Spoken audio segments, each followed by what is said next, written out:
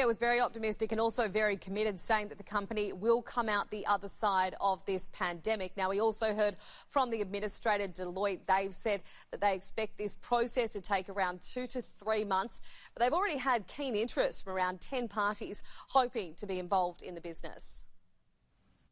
Our board made a very courageous decision last night to put the company in voluntary administration and do so quickly, with the intent of working with our administrator, Deloitte, to come through and be as strong as we possibly can on the other side of this crisis. We have not changed anything in respect to the operations. All the employees are continuing to be employed. There is no plans to make any redundancies. Wages will continue to be paid, and those who have been stood down and are accessing JobKeeper, the intention is to continue to make those payments available to those staff. Virgin was already in trouble before this pandemic. They were already undergoing a number of cost-cutting efforts and they're in $5 billion debt. Now, 16,000 jobs are on the line with Virgin Australia. Matthias Cormann, the Finance Minister, said that each of those would be entitled to the JobKeeper package if they were to lose their jobs throughout this process.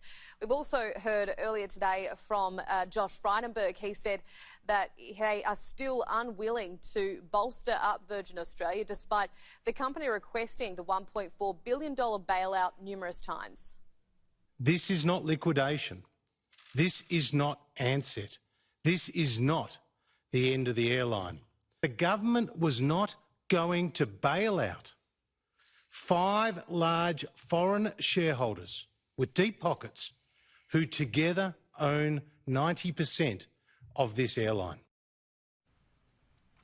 So the federal government is clearly not changing its stance, saying that they do not think that this is a viable option for them or one that they should be taking. However, the opposition leader, Anthony Albanese, is still demanding the federal government take an equity stake in the company. Because the consequences, particularly for our regions, if you take out Virgin Australia from regional flying, particularly in a place like Queensland, it will have a significant impact on employment growth in those regional cities. Richard Branson has spoken out about this, saying that he is working night and day to try and find a solution. Meanwhile, he has also asked for a $1 billion bailout from the UK government to help save Virgin Atlantic.